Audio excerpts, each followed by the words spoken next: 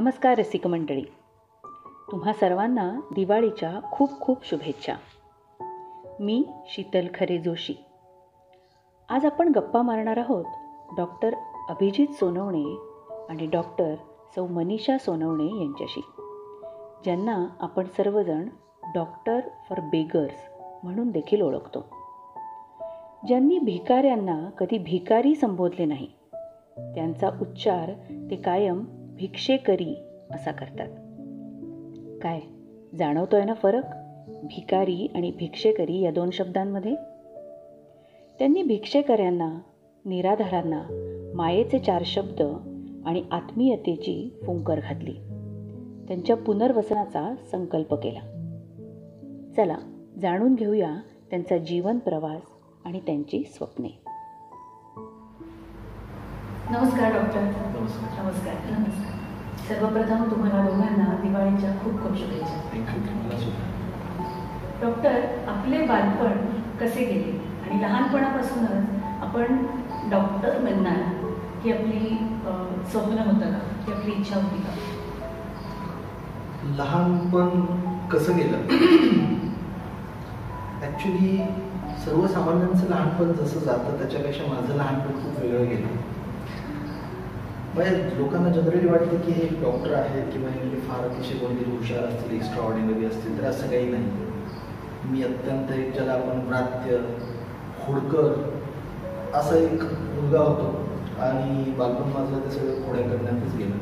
Doctor होणं असं काही ठरवून काही झालं नाही. वडिलांची इच्छा होती आणि ॲक्सिडेंटली मी खरं तर डॉक्टर झालो. आणि तुम्ही मगाशी म्हटलं तसं बालपणाचं काही वेगळं आणि विशेष असं काही नव्हतं किंवा अगदी ठरवून एक एम वगैरे ठरवलेलं होतं की डॉक्टर व्हायचं असं काहीच नव्हतं. गोष्टी घडत गेल्या आणि मी डॉक्टर झालो. पण मग भिक्षेकऱ्यांच्यासाठी किंवा निराधारांच्यासाठी आपण काही करावं असं तुम्हाला कोणत्या प्रसंगानंतर वाटायला लागलं? मी 2000 साली डॉक्टर म्हणून पासआउट झालो. त्यावेळेला दवाखाना टाकण्यासाठी म्हणा किंवा बाकीचा जो काही सेटअप उभारण्यासाठी म्हणा, माझ्याकडे तेवढे पैसे नव्हते खरं तर. आणि मला एका आजीने असा एक खूप छान सल्ला दिला होता की आता सध्या होम सर्व्हिसचा जमाना आहे, तू तुझा दवाखाना कॅरी करायचा आणि लोकांच्या घरी जाऊनच तिथं पेशंट चेक करायचे, म्हणजे आपल्याला दवाखाना टाकायची गरज नाही.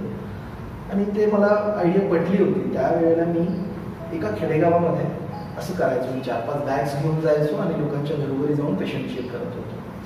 ओव्हरऑल आपण जेव्हा एखादी सर्व्हिस आपल्याला अशी फ्रीली अवेलेबल व्हायला लागते ना, तेव्हा त्याची किंमत ऑटोमॅटिकली कमी होते. लोकांना मुळात वाटायचंच नाही की हा डॉक्टर आहे म्हणून. म्हणजे अंगावर 4-5 बॅगा घेऊन येणारा, घामाने भिजलेला, काही पायात चप्पल घातलेला असता डॉक्टर कधी असतो का? एक डॉक्टरची प्रतिमा जी असते त्या प्रतिमेत मी कुठं बसत नव्हतो आणि त्यामुळं त्यावेळेला मला म्हणावे तसे मला पैसेही मिळत नव्हते. अशा काळामध्ये तिथे एक भीक मारणारे आजोबा होते आणि या आजोबांनी, म्हणजे मी तेव्हा थोडासा डिप्रेशनमध्ये होतो किंवा एक थोडंसं काय म्हणूयात आपण, जो काही सरळ सोट रस्ता असतो त्या रस्त्यावरती मी नव्हतो. अशा काळात त्या आजोबांनी मला एक मानसिक, म्हणजे माझी त्यांची ओळख झाली. मला एकदा त्यांनी गोळ्या औषधं मागितली होती, मी त्यांना गोळ्या औषधं दिली आणि मला त्यांनी फी सुद्धा काढून दिली होती. मला असं वाटलं की ज्यांना मी श्रीमंत समजतो, त्यांच्या घरी जाऊन मी सर्व्हिसेस देतोय, ते लोक बार्गेन करतात. 5 रुपये फी घ्यायचो, परंतु डॉक्टर 1 रुपया घ्या, डॉक्टर 2 रुपये घ्या. आणि त्याच वेळेला ज्यांना लोक भिकारी असं म्हणतात, शब्द हा वापरत नाही परंतु लोकांच्या नजरेतून भिकारी हा शब्द वापरतात, त्या माणसाने माझी फी दिली. आणि तेव्हापासून त्यांचं माझं एक भावनिक नातं तयार झालं. आणि त्यावेळेला जो काही मी थोडासा विचार करत होतो की हे करावं की ते करावं, थोडक्यात थोडासा भरकटच चालू होतो. अशा त्या भरकटलेल्या व्यक्तीला त्या भीक मागणाऱ्या आजोबांनी कधी प्रेमाने, कधी मायेने, कधी रागवून, कधी कानाला धरून मला योग्य त्या रस्त्यावरती आणून ठेवलं. हा एक साधारण वर्षभराचा काळ असा चालला. त्याच्यानंतर मी एक जॉब इकडं, दुसरा जॉब तिकडं, तिसरा जॉब तिकडं, असं करत करत मी एका इंटरनॅशनल ऑर्गनायझेशनमध्ये मला जॉब मिळाला. दरवर्षाला एक प्रमोशन करत मी 4थ्या-5व्या वर्षी संपूर्ण ऑर्गनायझेशनचं मी महाराष्ट्र प्रमुख झालो. आणि त्यावेळेला माझी सॅलरी आणि माझं ओव्हरऑल सगळे इकडे मिळून माझ्याकडे दरमहा 5 लाख रुपये येत होते. आयुष्याची ती दोन्ही टोकं पाहिली. जेव्हा माझ्याकडे काही नव्हतं तेही पाहिलं आणि जेव्हा माझ्याकडे सगळं काही होतं तेही पाहिलं. म्हणजे उपाशी राहिल्यावर आणि पोट भरल्यावर दोन्ही ठिकाणी वेदना होतात. उपाशी असताना, आणि दोन्ही ठिकाणी चिंता असतेच. उपाशी असताना जेवण मिळवायचं कसं ही चिंता असते, आणि पोट पूर्ण गच्च भरतं तर त्याचं जिरवायचं कसं, दोन्ही ठिकाणी त्या गोष्टी होतात. आणि दोन्ही मी अनुभवले. आणि आयुष्यात एखाद्याला वाटतं की या टोकावरती मी मरण्या अगोदर या टोकावरती मी जावं असं वाटत असताना मी त्या टोकावर माझ्या वयाच्या 40व्या वर्षी होतो.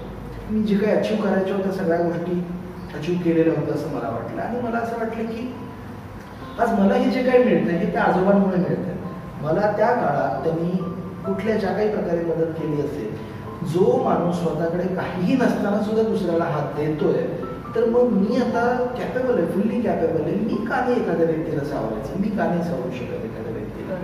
आणि तिथं तो विचार करता करता करता मला असं वाटलं की जर त्या काळात ते जर आजोबा मला भेटले नसते तर मी भरकटलो असतो कुठेतरी. आता बरीच लोक माझ्या समोर आहेत जी भरकटतात किंवा भरकटलेत किंवा भरकटण्याच्या मार्गावर आहेत, तर ते जसे माझ्या आयुष्यात आले तसं मी का नाही एखाद्याच्या आयुष्यात जायचं. आपण तरी एका व्यक्तीचा हात पकडूया असं समजून 2015 साली मी जॉब सोडला.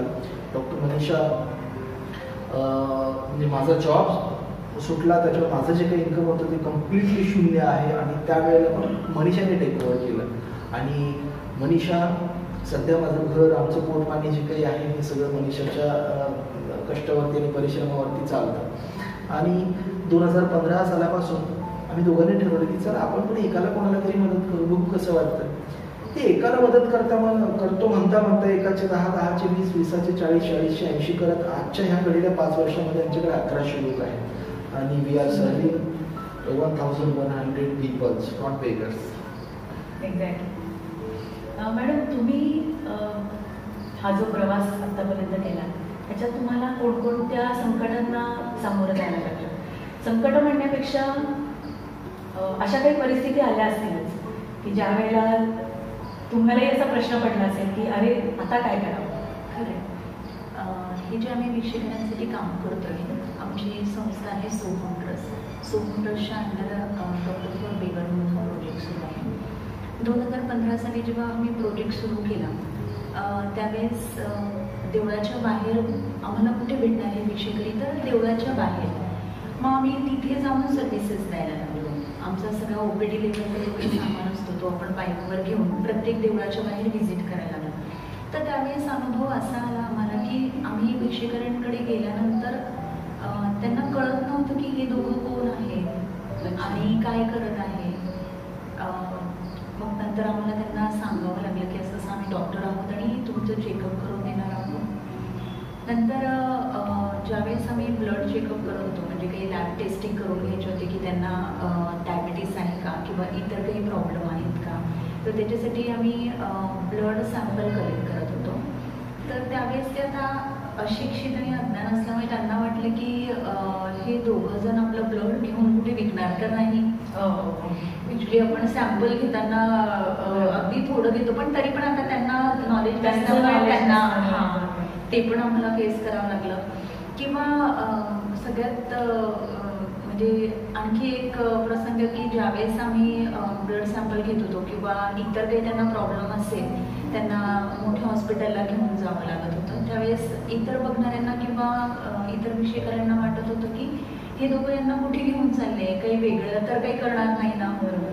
अर्थात हे सगळं सुरुवातीला झालं. जसं त्यांना आमच्याबद्दल विश्वास वाटायला लागला किंवा आम्ही रेग्युलरली त्यांच्यापर्यंत मेडिकल सर्व्हिसेस प्रोव्हाइड करायला लागलो, त्याच्या दरम्यान बऱ्याचदा आमच्या तिथे भेटी व्हायला लागल्या आणि त्यांची आणि आमची अगदी चांगली ओळख झाली. आणि त्यानंतर त्यांचा पूर्ण विश्वास आमच्यावर, म्हणजे की हे दोघं आपल्याला मेडिकल सर्व्हिसेस देत आहेत, पूर्ण विश्वास बसला. आणि आता असं आहे की आम्ही त्यांचे कुटुंब प्रमुख आहोत आणि आम्ही जे काही सांगतो ते ऐकत आहे. आत्ताची तरी सध्या परिस्थिती असेल, मात्र सुरुवातीला एवढंच फेस करावं लागलं.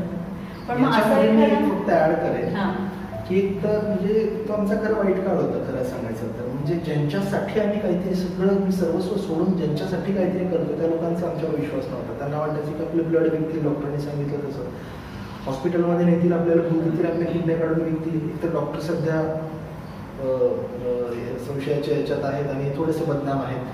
तर हा डॉक्टर ज्या वेळेला स्वतःचा 5 लाखाचा जॉब सोडून इथे येतोय त्याचा अर्थ ह्याच्यात जास्त पैसे मिळत असतील, असं समाजाचा सुद्धा एक आमच्याकडे बघण्याचा दृष्टिकोन वाईट होता. ज्यांच्यासाठी काम करतो ते आमच्याबद्दल साशक होते, हा आपल्याला इथून घेऊन जाऊन काही करणार तर नाही. पण कदाचित त्याच्यामागचं असंही कारण असावं ना की ते जे भिक्षेकरी होते त्यांनी ऐकलेल्या पण अशा गोष्टी असतील आणि आणि त्यांना तुमच्यासारखा इतका निस्वार्थी बुद्धीनी आणि विचारांनी मदत करणारी कुठली व्यक्ती तोपर्यंत भेटलीच नसेल. अगदी बरोबर. त्यामुळे त्यांचा कदाचित बघण्याचा दृष्टिकोन असावा. नॅचरल आहे. पण ते वर्ष 1.5-2 वर्ष आम्हाला ते खूप अवघड गेले, त्रासाचे गेले. परंतु त्याच्यानंतर मात्र आता सगळं आता मी जसं बोलले त्याप्रमाणे मग ह्याच्या आतापर्यंतचा हा जो तुमचा प्रवास आहे ह्याच्यामध्ये असा एखादा आनंदाचा क्षण तुम्हाला असा आठवतो का की जो कोणत्याही वेळेला तुमच्या पटकन मनामध्ये येतो किंवा अगदी त्यावेळेला डोळ्यात पाणी येऊ शकतं? खरं तर आनंदाचे क्षण असे भरपूर आहेत, कारण आमचा मोटो हाच आहे की भिक्षेकरी ते कष्टकरी. आतापर्यंत 1100 भिक्षेकरी आपल्याकडे रजिस्टर्ड आहेत आणि त्यापैकी 85 भिक्षेकरी काहीतरी स्वावलंबन करून स्वतःच्या पायावर उभं आहात. हे आमच्यासाठी खूप आनंदाची गोष्ट आहे, कारण 85 भिक्षेकरांबरोबर त्यांचं पूर्ण 85 कुटुंब आता स्थिर स्थावर झाले. आत्ता असं आहे की ते आम्हाला त्यांचं कुटुंब प्रमुख म्हणतायत आणि भिक्षेकरांचे जे काही पर्सनल प्रॉब्लेम असतात म्हणजे जसं लग्न वगैरे त्याच्यात पण आम्ही मदत करतो त्यांना. तर एक प्रसंग मी आवर्जून सांगेल की भिक्षेकराचं आम्ही लग्न लावून दिलं आणि त्याला मुलगा झाल्यानंतर त्यांनी आम्हाला आम्ही भेटायला गेलो त्यांना. तर त्याने सांगितलं की ह्या मुलाचं नाव मी अभिजित ठेवणार आहे. तर म्हणजे आम्हाला त्याने हे सांगितलं की आमच्यासाठी तुम्ही एवढं सगळं करता आहात तर त्याच्यामुळे आमच्या जवळ तुम्ही कायम सतत राहाल आणि तुम्ही जे काही काम करताय ते आमचा मुलगा पुढे नक्कीच त्याच्यामध्ये मदत करेल. हा आमच्यासाठी म्हणजे लिटरली त्यावेळेस आनंदाश्रू प्लस सगळे भावना होत्या की पुरस्कारापेक्षा म्हणजे आपण जे काम करतो त्याची ही पावती मिळते आपल्याला. अगदी बरोबर. म्हणजे जे काही काम करतोय त्याची पावती अशा स्वरूपात मिळाली, ह्या सगळ्यात आनंददायक. आम्ही 3-3 तास रस्त्यावरती फुटपाथवरती बसून जेव्हा काम करतो ना त्यावेळी म्हातारी 70-80 वर्षाची म्हातारी माणसं ज्यांना मी आजी म्हणतो, आई म्हणतो, हे लोक मी जर खाली बसलेला असेल तर पदर धरून असे उभे असतात तास, 1.5 तास, 2 तास ऊन लागलं. आणि जेव्हा माझ्या अंगावर ते ॲप्रॉन आणि बाकीच्या गोष्टी असतात प्लस ते सगळं कॅरी करून मी पूर्ण घामाने निथळलेला असतो, कारण कितीही थंडी असली तरी सुद्धा, कारण ते तेवढं एक्झर्शन होत असतं. तर पलीकडे 2 आज्या अलीकडे 2 आज्या फक्त असतात माझ्या बाळाचा घाम पुसायला आम्ही बसतो.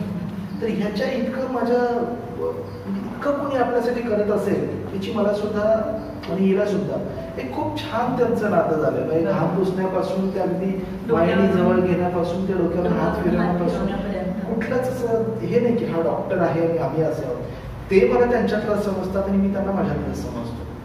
त्याच्यामुळे मी इथे असं सांगेल की आमचं एक कुटुंब आहे आणि दुसरं कुटुंब ते आहे. एक घरात एक बाहेर, घरात एक बाहेर. मी नेहमी असं म्हणतो की जगात प्रत्येकाला एकच आई असते, एकच वडील असते, पण आम्ही वी आर सो लकी की आम्हाला कमीत कमी 200-300 बाप आहेत, 200-300 आया आहेत, 200-300 आजी आहेत, 200-300 आजोबा आहेत आणि ह्या वयात आम्हाला 200-300 पोरं सुद्धा आहेत.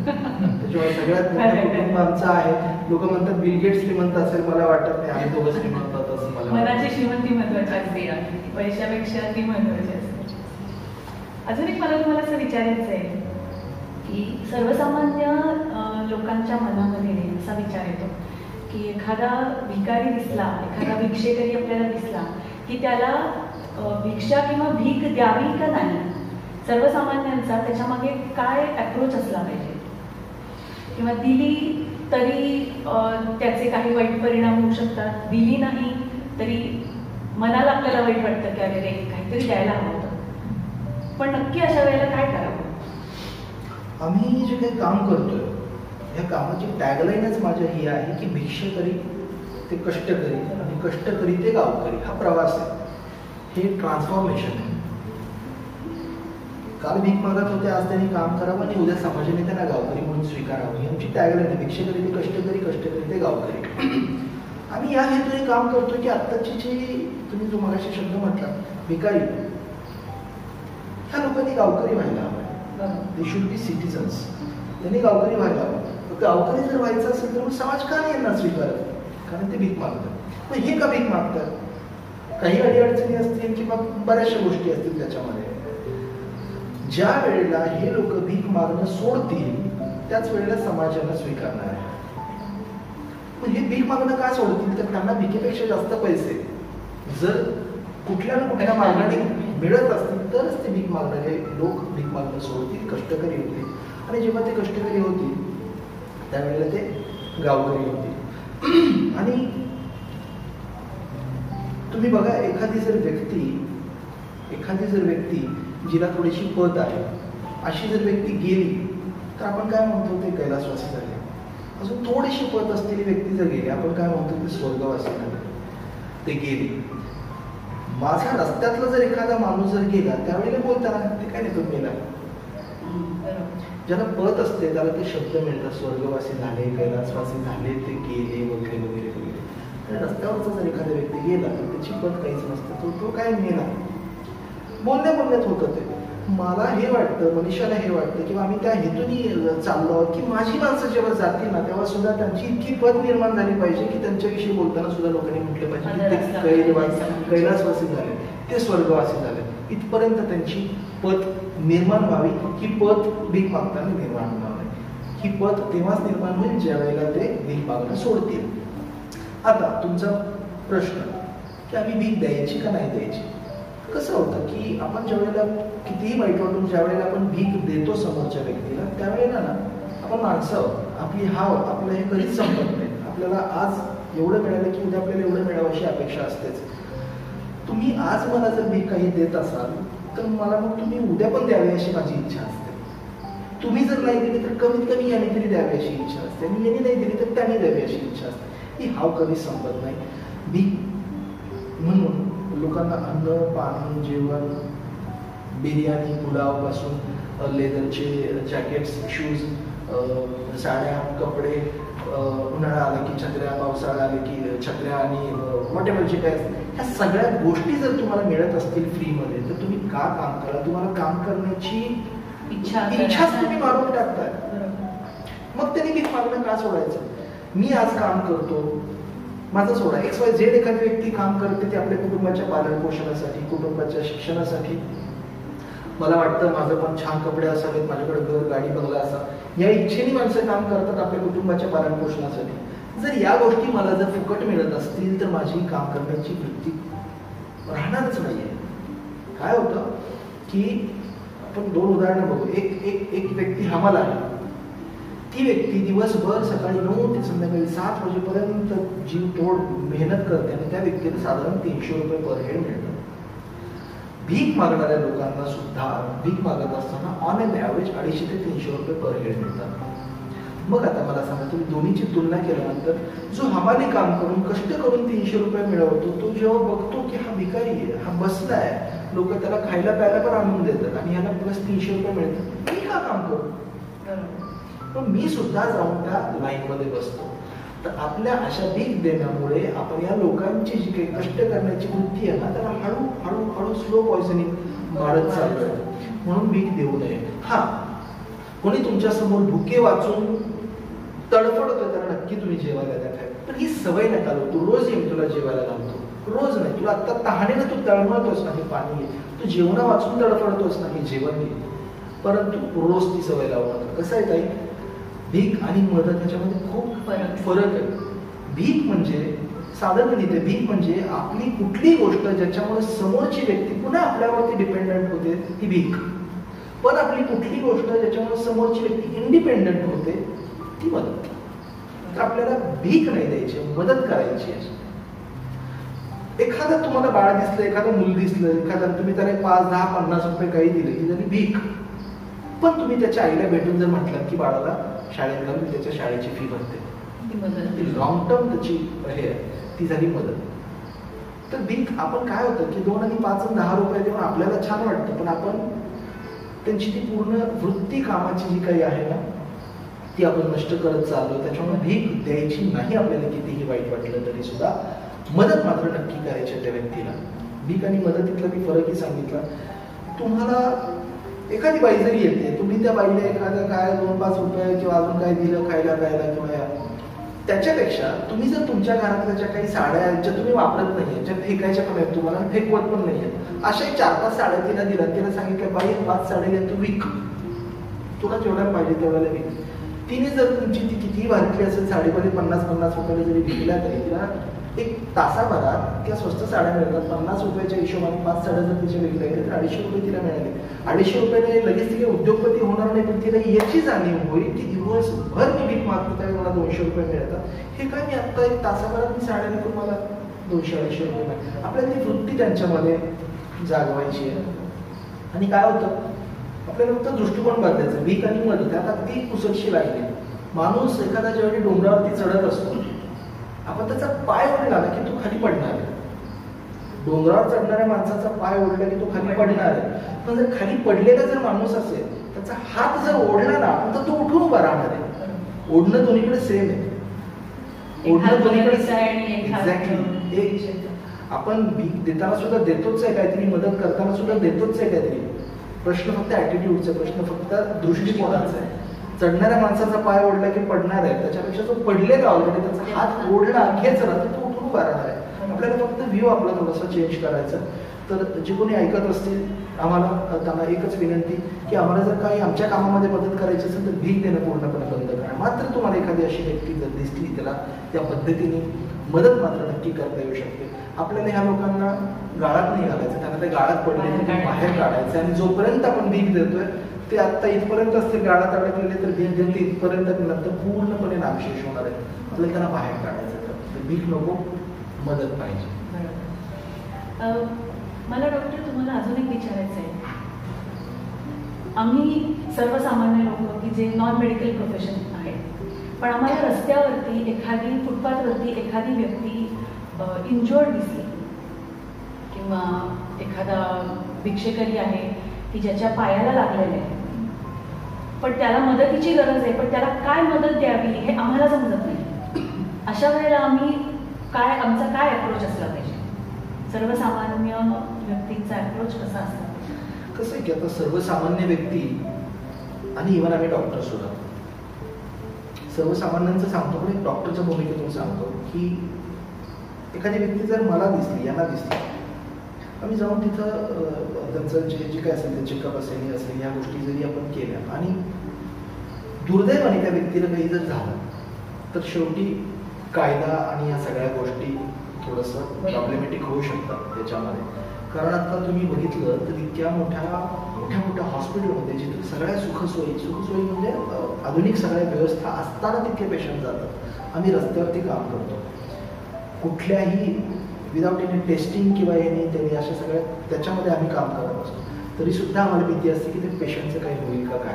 ही सतत मनामध्ये बॅक ऑफ द माइंड चालू असते. मी दिवसभरात आज त्याला हे केलं, त्याला काही होणार तर नाही ना, हे आमच्यासारख्या डॉक्टरला वाटतं. सर्वसामान्य माणसाचं तर त्याहून गोष्ट वेगळी आहे. तर त्यांनी त्या पेशंटला कुठल्याही प्रकारे, आता समजा लोक आपल्यामध्ये काय असतं, ताप आला, हे गोळीने ताप उतरतो मला माहिती, तर तुम्ही खा ती गोळी, असं होऊ शकतं. प्रेमाने मायेने यांनी होऊ शकतं, पण आपल्याला ते मुळीच करायचं नाही आहे. लोक अशा वेळेला मला फोन करतात, परंतु काय की आम्ही काम करणारे हे दोघंच आहोत आणि मला जवळपास 400 ते 500 कॉल्स येतात. डॉक्टर इकडे या, हे करा, डॉक्टर तिकडे या, ते करा. आम्ही नाही जाऊ शकत सगळ्या ठिकाणी. आणि त्याच्यामध्ये लिगल गोष्टी सुद्धा आहेत की मी गेलोय, बघितलं, पटकन दिली गोळी. पण त्याचा दुपारी त्यांनी काय खाल्लंय, काय झालंय आम्हाला माहित नसतं. एखादं विष पोटात गेलं असेल त्याच्या काही कारणामुळे आणि मी गोळी द्यायला, त्या विषाचा परिणाम म्हणून तो जायला, तर असं होतं की डॉक्टरची गोळी खाल्ली आणि पेशंट गेला.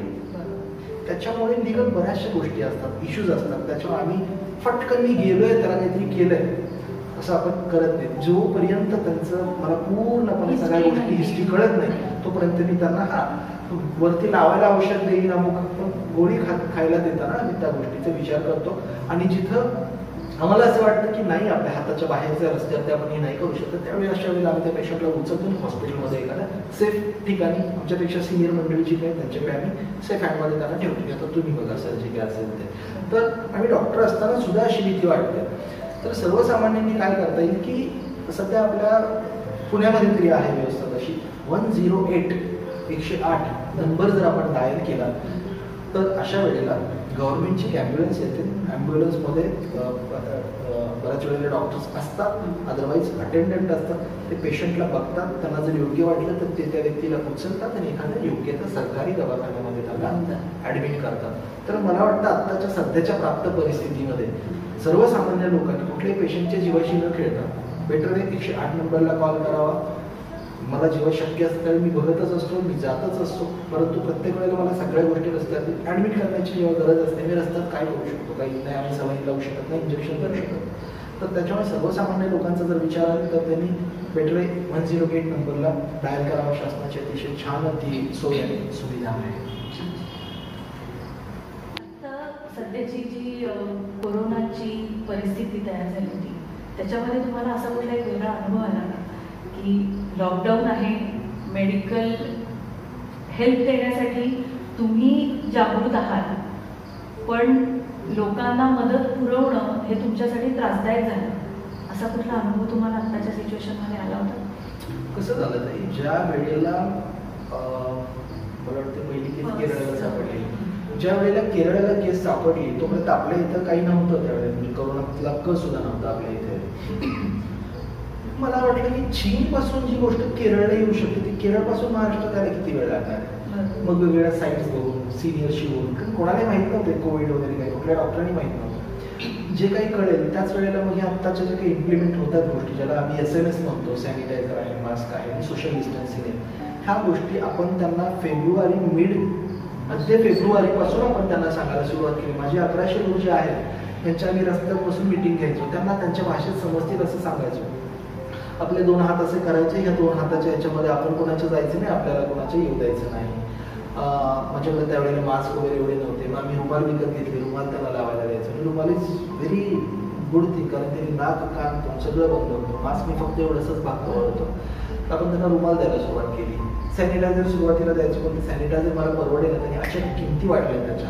मग आम्ही सगळ्यात साधा आणि सोपा इलाज केला, तुमची तुरटी हे जगातलं सगळ्यात उत्तम जंतुनाशक आहे. आम्ही त्यांना पाव किलो, अर्धा किलो तुरटी द्यायचो प्रत्येकाला. पाणी बाटली घ्या, त्याच्यात तुरटी टाका, ते पाणी घालून तोंड धुवा, काय तुम्हाला हात धुवा, हे करा. ते आपण तेव्हापासून तुरटीच्या माध्यमातून केला. रुमाल दिले, साड्या होत्या जुन्या, आम्ही त्या आम्ही ते दिले. कारण मास्क ना, जो मास्क 2-3-3.5 रुपयाला असतो त्याची किंमत माझ्या मते 100-125-150 रुपये झाली होती. सॅनिटायझर तो नॉर्मली 20-25 रुपयाला मिळतो, तो मी 500 रुपयाला एक असं विकत घेतलाय त्यावेळेला. इतकं परवडेल मला. त्याच्यामुळे हे करून दुसरं असं निघत गेलं. त्याला सोशल डिस्टन्सिंग म्हणजे काय सांगितलं की लोक माझी, काही लोक फुटपाथवर राहतात, हे काही लोक झोपडपट्ट्यात राहतात.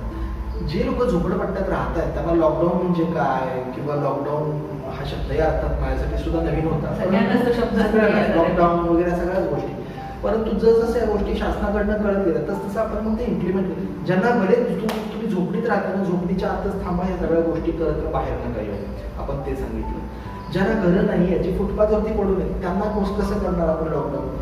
त्यावेळेला तोपर्यंत शाळा कॉलेजेस सगळे बंद झाले होते. कॉर्पोरेशनच्या लोकांशी आम्ही भेटलो आणि त्यांना सांगितलं तर शाळा सगळे वर्ग बंद आहेत का, तुमच्या शाळेच्या खोल्या वर्ग जे ते ओपन करा आणि एका खोलीत 4 लोकांना ठेवून त्यांना तुम्ही जी लोक फुटपाथवरती पडले, ज्यांना घरं नाही आहेत त्या लोकांना आपण तिकडे त्यांची व्यवस्था केली. आता त्यांच्या खाण्याचा प्रश्न काय, तर मग त्या काळात आपण, मी कधी अन्न वस्त्र काही देत नाही, मग अशी मी म्हटलं तसं की तुम्हाला भूक लागली ना, काम कर, काहीतरी नाही खा, हे मी बोलतो आणि असंच मी त्यांच्यावरती बिंबवतो सुद्धा. ती परिस्थिती काम करण्यासारखी आणि याची नव्हती, कारण भले मोठे उद्योजक सुद्धा त्या काळात भुईसपाट झाले. तरी माझ्या ह्या लोकांना काय सांगणार की काम कर म्हणून. मग त्या वेळेपुरतं, त्या काळापुरतं आपण त्यांना प्रत्येकाला भेटून 1.5-2 महिने पुरेल इतका संपूर्ण किराणा, म्हणजे तेल, मीठ आणि मिरची पासून आपण सगळं त्यांना पुरवलं की मी आत्ता देतोय, पण हे सगळं गेलं की परत तुम्हाला काम करायचं ह्या आम्हीतून. And we are very much thankful. आता तुम्ही इतक्या पेपरमध्ये बातम्या बघत असाल, आज एवढे पेशंट पॉझिटिव्ह आहेत, आज एवढे गेले, आज एवढं झालं, आज एवढं झालं. एकही भिक्षकरी माझा कोविड पॉझिटिव्ह, कोरोना बाधित नाही. त्यांना अवेअरनेस क्रिएट करून त्यांच्यापर्यंत तो गेला, मेसेज पोहोचला आणि ते त्यांनी अंमलात आणलंय. बरोबर. आणि याचं क्रेडिट सगळं आमच्याकडे जातं असं पण काही नाही, त्यांची इम्युनिटी पॉवर पण आहे. की वर्ष तुम्ही सगळे इतकं झुंज देता, तो एक करोना तुमचं काय वापरलं? पण तुमच्यामुळे कोरोना ह्या शब्दाची जी भीती बसली ती लोकांमध्ये, ती भीती त्यांच्या मनातून ती गेली असेल असं मला वाटतं. म्हणजे बऱ्याच वेळेला इम्युनिटी असली तरी माणूस भीतीनेच निम्मा होतो की बापरे आता मला ताप आला, माझा घसा झाला का, मला हे खरं नाही. पण चार दिवसाला कधी हिला ताप यायचा, मला वाटायचं झालं हिला कोरोना, की काय माहिती म्हणजे पेशंटच्या संपर्कात नाही. पण आम्ही ना म्हणजे आता संध्याकाळी हिला दिसतं मला खूप ताप आला, दुसऱ्या दिवशी सकाळीला काही नसायचं, ही कामावर जायची आणि पुन्हा नंतर यायचं, नंतर मला कधीतरी यायचा, याच वेळेला असं अरे ताप आला तुला, मग आम्ही काहीतरी चालू करूया का नको हा विचार करेपर्यंत आम्ही दुसऱ्या दिवशी कामाला सुद्धा निघून जायचं. तर मला असं वाटतं की आम्हाला तो होऊन सुद्धा गेला असेल आणि त्याच्या जे काही अँटीबॉडीज तयार व्हायला लागतात किंवा जे काही आतमध्ये तयार व्हावं लागतं ऑलरेडी आमच्यात तयार पण झालेलं असतं आणि तेच त्यांच्यात सुद्धा झालेलं असणार असं मला वाटतं. आणि कसं आहे 1100 जे लोक आहेत त्यांना तुमची खूप गरज आहे, त्यामुळे त्यांचे आशीर्वाद पण तुमच्या बरोबर आहे. निश्चितच आहे. त्यामुळे असं काही होणारच नाही बघा. आपण हे जे भिक्षेकरी लोक आहेत त्यांच्यासाठी सध्या तुमच्या स्वप्न तुमची काय, म्हणजे त्यांच्यासाठी जे तुम्ही काही प्रकल्प किंवा काही गोष्टी तुमच्या मनामध्ये आहेत अशा कोणत्या आहेत की ज्या इन फ्युचर तुम्ही ते करण्याचा? आमचे बरेच काही प्रकल्प चालू आहेत. मला वाटतं डॉक्टर तुम्हीच आपल्याला प्रकल्पाविषयी सांगतो. हां, मुळात मेन आमचं स्वप्न हेच आहे की भिक्षेकरी ते कष्टकरी आणि कष्टकरी ते गावकरी. तर आपले प्रकल्प सोहम ट्रस्ट अंतर्गत बरेच सुरू आहे. पहिला प्रकल्प तर हा आहे की त्यांना वैद्यकीय सेवा पुरवणे. आपण जागोजागी ते जिथे बसतात तिथपर्यंत OPD लेवलच्या सर्व्हिसेस त्यांना तिथे त्यांच्या जागेवर जाऊन देतो आहे. आणि ज्यावेळेस असं लक्षात येतं की आपण OPD लेवलच्या पुढे काही करू शकणार नाही, त्यावेळेस आमच्या सिनियर्सच्या मदतीने आम्ही त्यांना हॉस्पिटलाइज करतो आणि त्यांना त्या आजारातून काय जो त्यांना त्रास होत असेल त्याच्यातून पूर्ण बाहेर काढून त्यांना हेच पूर्ण आपला जो मोठं आहे की भिक्षेकरी ते कष्टकरी काहीतरी काम करा, सुदृढ राहा आणि काहीतरी काम करा. असे जवळजवळ 1100 भिक्षेकरी आहे आणि रोटेशनल पद्धतीने आम्ही त्या एरियात दर 15 दिवसांची त्यांची व्हिजिट करून मग त्यांना BP असेल, डायबिटीस असेल किंवा इतर काही प्रॉब्लेम असेल त्या अकॉर्डिंग टू दॅट आपण त्यांना वैद्यकीय सेवा पुरवितो. आमचा दुसरा प्रकल्प आहे की भिक्षेकरी ते गावकरी. जे काही भिक्षेकरी आहेत ते बऱ्याच वेळेस असं लक्षात आलं की वेगवेगळे कारणं आहेत. काउन्सिलिंग करताना लक्षात येतं की बरेच असे कारणं आहे की ज्यामुळे त्यांना नाईलाजाने म्हणा भीक मागावी लागते. तर त्यांना काउन्सिलिंग करणं, आता काउन्सिलिंग करणं एवढं साधं नाही आहे की एकदा भेटून लगेच ते काही ऐकत नाही. जसं डॉक्टरांनी मगाशी सांगितलं की सगळं काही फ्री जर मिळत असेल तर का म्हणून त्यांनी काम करावं. त्याच्यामुळे त्यांना काउन्सिलिंग करण्यासाठी आम्हाला 1दा 2दा 5 वेळा 10 वेळा असं एका भिक्षेकऱ्याला आम्हाला 100 ते 200 वेळा भेटल्यानंतर तो कुठेतरी हो म्हणतो की ठीक आहे मी काहीतरी काम करेल. आमचं मेन हेतू हाच आहे की भिक्षेकऱ्यांनी गावकरी व्हावं आणि हा समाज पूर्ण किंवा गाव शहर पूर्ण भिक्षेकरी मुक्त व्हावं. बरोबर. नंतर आमचा एक प्रोजेक्ट आहे की भीक नको बाई शिक. आमच्या लक्षात आलं की भिक्षेकरी वर्गामध्ये पर हेड त्यांना काउंट अमाऊंट मिळत असते, तर ॲटोमॅटिकली ती त्या घरातली जी कोणी व्यक्ती असेल त्यांच्या घरात छोटी मुलं असतात तर त्यांना पण घेऊन बसतात, जेणेकरून त्यांना 1, 2, 3, 4 मिळून सगळ्यांना मिळून जी काही अमाऊंट मिळेल ती एका घरात येईल असा त्यांचा हेतू असतो. अज्ञान म्हणा किंवा शिक्षणाचा गंध नसल्यामुळे हे होत असेल असं लक्षात आलं जेव्हा आम्ही बोललो की स्कूलमध्ये जाता का किंवा शाळेत जाता का, तर उत्तर आलं नाही. मग आम्ही त्यांचे जे काही भिक्षेकऱ्यांचे मुलं आहेत जवळजवळ 52 विद्यार्थी आणि विद्यार्थिनी आहेत की ज्यांना आम्ही काउन्सिलिंग केलं, कन्व्हिन्स केलं की तुम्ही शाळेत जा आणि त्यांच्या शाळेचा पुस्तकांचा किंवा गणवेशाचा पूर्ण खर्च सोहम ट्रस्ट करते. आणि आता 52 विद्यार्थी विद्यार्थिनी आहेत की जे शाळा शिकताय, प्रॉपर शाळेत जात आहे. आणि मला सांगायला आनंद वाटतोय, रात्र अभिमान वाटतोय की पहिलीपासून तर MBA पर्यंतचे शिक्षण दिले आहे आणि त्यांचा खर्च सोहम ट्रस्ट पूर्ण करत आहेत. आणि उद्याचे ते नक्की चांगले सुजाण नागरिक होतील आणि ज्या काही मुली आहेत ते भिक्षेच्या गटांगळ्या न खाता काहीतरी स्वतःच्या पायावर उभं राहू शकतील आणि एक स्त्री शिकली तर पूर्ण कुटुंब शिक्षित होतं. तर नक्कीच ते 52 विद्यार्थ्यांनी पुढचा समाज त्यांचा नक्कीच छान होईल. आमचा आणखी प्रोजेक्ट आहे की भोगता ते रक्तदाता. आता आपले कोविडच्या सिच्युएशनमध्ये असं लक्षात आलं की रक्ताची कमतरता आहे. त्याच्यामुळे बऱ्याच जणांना आपले जीव गमवावे लागत आहे किंवा प्लाझ्मा न मिळाल्यामुळे कोविड पॉझिटिव्ह असल्यामुळे प्राण गमवावे लागत आहे. तर आम्ही आमच्या भिक्षेकरांना आव्हान केलं, त्यांना रक्तदानाचं महत्त्व समजावून सांगितलं. प्रत्येक 1100 भिक्षेकरांच्या आम्ही ब्लड टेस्ट केल्या आणि त्याच्यामध्ये जे काही आपल्याला रक्तदानासाठी जे काही मेडिकल पॅरामीटर्स लागतात, फिजिकली जे फिट असणं गरजेचं असतं, तर आपण त्यांच्या त्या पूर्ण मेडिकल टेस्ट करून घेतल्या आणि त्याच्यामध्ये जवळजवळ 350 भिक्षेकरी असे आहेत की जे ब्लड डोनेट करू शकत आहेत, म्हणजे फिजिकली फिट आहे ब्लड डोनेट करण्यासाठी. आणि जो याचक होता तो आता दाता झाला आहे. म्हणजे जो भीक मागण्यासाठी हात पुढे करून भीक मागत होता तो आता रक्त स्वतःचा ब्लड डोनेट करतोय, तो दाता झाला आहे, सर्वश्रेष्ठ दाता झाला आहे. आणि त्याच्यामुळे एका भिक्षेकराने जर ब्लड डोनेट केलं तर 3 जणांचे प्राण आपण वाचवू शकतो. तसं आमचे 350 भिक्षेकरी तयार आहेत आणि आम्ही टप्प्याटप्प्याने दर शुक्रवारी त्यांना जलकल्याण रक्तपेढी जी आहे तिथे घेऊन जाऊन त्यांचं ब्लड डोनेट ते करत आहेत जे फिट आहेत ते. बरोबर. त्याच्यामुळे भोगता ते रक्तदाता हा एक प्रोजेक्ट आमचा सुरू आहे. खराटा पलटण म्हणून हा एक प्रोजेक्ट आमचा सुरू आहे. त्यात आपला जो भिक्षेकरी वर्ग आहे, गाडगे महाराजांपासून प्रेरणा घेऊन आम्ही स्वच्छतेची मोहीम राबवतो आहे. बरेच भिक्षेकरी असं आहेत की ज्यांना काउन्सिलिंग केल्यानंतर किंवा तुम्ही काय काम करू शकाल तर त्यांच्याकडे काही स्किल नाही आहे. मग आम्ही त्यांना स्वच्छतेचे धडे शिकवले आणि त्यांना कन्व्हिन्स केलं की आपण स्वच्छता करूया. गाडगे महाराजांनी जसं भजनातून मंत्र सांगितला स्वच्छतेचा, तसा आम्ही दोघंही आमच्या मेडिकल सर्व्हिसेस देता ते आमच्यासाठी एक भजनच आहे. आणि मेडिकल सर्व्हिसेस देता आम्ही त्यांना कन्व्हिन्स करतोय की तुम्ही स्वच्छता करा.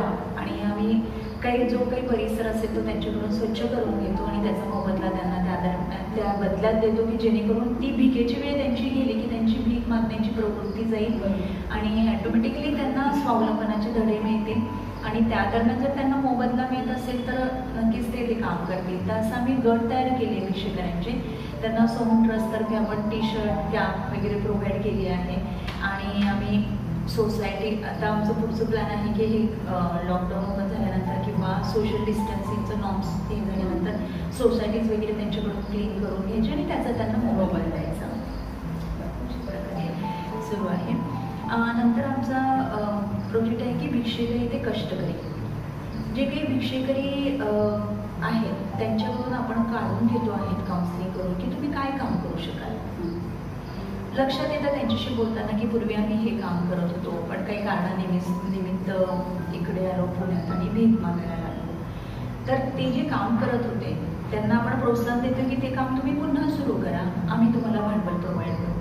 जे काहीच काम करत नाही आहे त्यांना आपण प्रोत्साहन देतोय की तुम्ही देवळाच्या बाहेर बसून जे काही भीक मागताय त्याच्याऐवजी तुम्ही देवळाच्या बाहेर बसून फुलं विका, वाती विका किंवा तिलाच्या छोट्या छोट्या पुड्या करा आणि त्या विका. त्याच्यातून जो मोबदला मिळेल, सुरुवातीचं भांडवल सोहम ट्रस्ट देईल आणि त्याच्यातून जो मोबदला मिळेल तो तुम्ही तुमच्या पुढच्या व्यवसायासाठी छोट्या प्रमाणात का होईना पण असे जवळजवळ 85 भिक्षेकरी की जे छोट्या मोठ्या प्रमाणात काहीतरी काम करत आहे.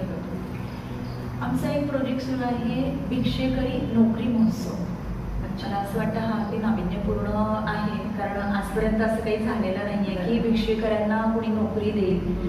आपण काय केलं आहे की आपल्या जे काही समाजातील सर्व लोक आहेत त्यांना आवाहन केलं आहे की तुम्हाला जर कुठल्या कामासाठी काही गरज लागत असेल तर आमचे जे भिक्षेकरी काम करायला तयार आहेत ते तुमच्याकडे येतील. अर्थात त्यांचे जे काही क्रायटेरिया असेल त्यात फिट बसत असतील तर. आणि यांच्या पण हाताला काम मिळेल, यांना पण मोबदला मिळेल आणि जे काही ज्यांना काम करणाऱ्या लोकांची गरज आहे त्यांना पण काम मिळेल. तर असे काही जे काही कॉन्ट्रॅक्टर आहे त्यांच्या हाताखाली काही काम लोक करत आहेत किंवा ज्यांचं केटरिंगचा व्यवसाय आहे त्यांच्या हाताखाली काही भिक्षेकरी लोक काम करत आहेत. भिक्षेकरी नोकरी महोत्सव हा आमचा एक प्रोजेक्ट आहे. आणि आमचं सगळ्यात महत्त्वाचं एक प्रोजेक्ट की भिक्षेकरी प्रशिक्षण वर्ग. बरं. आता बऱ्याच भिक्षेकऱ्यांचं असं आहे की त्यांना काही स्किल नाही आहे, ज्यांच्याकडे काहीच म्हणजे काही काम करतील असं त्यांच्या लक्षात येत नाही आहे राहण्यात. तर आम्ही त्यांना छोट्या मोठ्या प्रमाणात काहीतरी स्किल देण्याचा प्रयत्न करतोय आणि ते स्किल वापरून ते त्या स्किलच्या माध्यमातून त्यांचं स्वतःचं काहीतरी व्यवसाय सुरू करू शकतील असा प्रयत्न करतोय.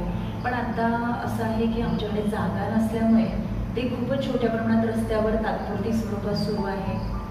तर जागा जर आम्हाला अवेलेबल झाली तर आम्ही मोठ्या प्रमाणात आमचं ते प्लॅनिंग आहे भिक्षेकरी ते प्रशिक्षणार्थी असं आता सध्या आमचे प्रोजेक्ट सुरू आहे. 9 प्रोजेक्ट आमचे आता सध्या सुरू आहे जे अगदी कंटिन्युअसली सुरू आहेत. आपण खूप आणि ही एक आता कोविडच्या दरम्यान आम्ही एक प्रोजेक्ट सुरू केला आहे भिक्षेकरी योगकरी. आता आपल्या लक्षात आलं की त्यांची इम्युनिटी पॉवर वाढवणं गरजेचं आहे. आणि दुसरी गोष्ट, भीक मागणं ही एक प्रवृत्ती आहे, तर त्या प्रवृत्तीपासून ते दूर जावे त्याच्यासाठी त्यांची मनाचा खंबीरपणा योगा थ्रूच येऊ शकतो किंवा चित्तवृत्ती निरोध हा आपण असं योगाला म्हणतो. तर ज्या वेळेस ते काही योगाच्या माध्यमातून प्राणायामाच्या माध्यमातून स्वतःचं मनावर कंट्रोल करू शकतील तेव्हाच ते भीक मागण्याच्या प्रवृत्तीपासून दूर जाऊ शकतील. त्याच्यामुळे त्यांना त्या भीक मागण्याच्या प्रवृत्तीपासून दूर काढून किंवा बाजूला करून त्यांना स्वावलंबी बनवणं हा आमचा एक हेतू आहे. त्याच्यामुळे आपण दर गुरुवारी त्यांचे योगचे जे काही वर्ग आहे योग प्रशिक्षण त्यांना सुरू आहे आणि त्यांना आपण त्यांच्या जागेवर जाऊन योग वर्ग आपण करतो तिथे. गंमत अशी की हे सगळं म्हणजे चुकून झालं नाही. आत्ता आमच्या लक्षात आलं की आता हे नवरात्रीच्या काळामध्ये 9 रात्री आहे आणि 9 आपल्याला आपल्या इथं खूप समजलं. 9 आपल्या नवरत्न असतात, नवरात्री आहे वगैरे वगैरे अजून काय काय आहे आणि आमचे 9 प्रकल्प आहेत. आम्हाला ते खूप छान वाटतं की आपले आणि हे काही ठरवून नाही केलं की आपण आता हा एक प्रकल्प झाला चला आता दुसरा करू. हे सगळं 9च्या दिवसभरात रोज चालू आहे. कुठेतरी एज्युकेशन चालूच आहे, कुठेतरी योगा चालूच आहे, कुठेतरी काहीतरी चालूच आहे. आम्ही फक्त त्याला आमच्यासाठी टेक्निकली हे यावं म्हणून आम्ही त्याला 9 म्हणतो. ते असं 9 गोष्टी चालल्या. त्यांनी डॉक्टर्स असं म्हटल्या तशा फायनल आमचं एकच आहे की मी या लोकांना नोकऱ्या जास्त नाही देऊ शकत. मलाच काहीतरी असं निर्माण करायचं की जिथं माझ्या इथे नोकऱ्या तयार होतील. जर आम्हाला एक साधारण 5 ते 7 गुंठ्याची जागा पुण्यात की पुण्याच्या अगदी जवळपास जर कुठं मिळाली तर तिथे प्रशिक्षण केंद्र आम्हाला सुरू करायचं. या प्रशिक्षण केंद्रामध्ये आम्ही कमीत कमी भांडवलात जास्तीत जास्त उत्पन्न मिळणारे असे व्यवसाय काही आहेत असे आपण त्यांना शिकवणार आहोत. सध्या बघा आता प्लास्टिक बंद झालं म्हणजे कॅरीबॅग्स बंद झाले तर वर्तमानपत्र पेपर बॅग्स आपण तयार करू शकतो. सेंट परफ्यूम जे तयार होतात ते परफ्यूम कितीही रुपयाला मिळत असले तरी त्याचा कच्चा माल जो काही असतो तो एका बाटलीमध्ये साधारण 7 ते 8 रुपये फक्त खर्च असतो. एक 8-10 रुपये खर्च करून जर ती व्यक्ती 150-200 रुपयाचा सेंट विकेल अशा गोष्टी आपण त्यांना. परंतु हे रस्त्यांपासून करणं आणि शिकवणं अत्यंत अवघड गोष्ट आहे. त्यासाठी तुम्ही मगाशी म्हटलं की तुमचं स्वप्न काय, तर आमचं स्वप्न हेच की प्रशिक्षण केंद्र आम्हाला खास स्पेसिफिकली फक्त भिक्षेकरी वर्गासाठी सुरू करायचं की जिथे ही लोक येतील प्रॉपर जॉब करतील. जसं एखाद्या व्यक्तीचा 10 ते 5 जॉब असतो आणि रविवारी सुट्टी असते, शनिवारी 2nd, 4th, सॅटर्डे असतो. आम्ही त्या पद्धतीने माझ्या डोक्यात ते आहे की हे लोक इथे येतील, इथं 10 ते 5 जॉब करतील, त्यांना त्यांचे पैसे मिळतील, त्याच्याकडे वस्तू निर्माण होतील, आम्ही वेगवेगळ्या माध्यमातून ते विकण्याचा प्रयत्न करू आणि विकून त्यांचे काही पैसे देतील ते त्यांनाच मिळतील. 10 ते 5 कुठं जातो बाबा मी कामाला जातो आणि ते त्यांच्यामध्ये थोडं जागवण्यासाठी चालू. पण त्याच्यासाठी व्यवस्थित असं हे लागेल. रस्त्यात आता चालूच आहे, त्यांना तेवढं असं हे येत नाहीये, तेच येत नाही त्याला किंवा त्यांनाही वाटत किंवा अडचणी बऱ्याच येत आहे. कारण रस्त्यात आपण प्रशिक्षण देताना रस्त्यात आम्ही शिकवतो ना काहीतरी मध्ये पडत येणार मग इथं बसणार म्हणजे ते विपण आणि ही पण दोन्ही चालू ते एकच काहीतरी व्हावं या अर्थाने. तुमचा जो 9 प्रकल्पाचा जो तुम्ही आता स्वप्न सांगितलं आणि हे जे शेवटचं तुम्ही स्वप्न सांगितलं की जे तुम्हाला सर्व भिक्षेकरांच्यासाठी सुरू करायचं आहे त्याच्यासाठी ऑल द बेस्ट. आणि तुमच्याशी गप्पा मारून खूप खूप छान वाटलं. खूप छान वाटलं. वेळेअभावी आपण आपल्या गप्पा आता इथेच थांबूया. पण आपण परत डॉक्टर अभिजित सोनवणे आणि डॉक्टर मनीषा सोनवणे यांना परत भेटायला नक्कीच येऊ. तुम्हाला सर्वांना पुन्हा एकदा दिवाळीच्या शुभेच्छा. निरोगी राहा, आनंदी राहा आणि असेच हसत खेळत राहा.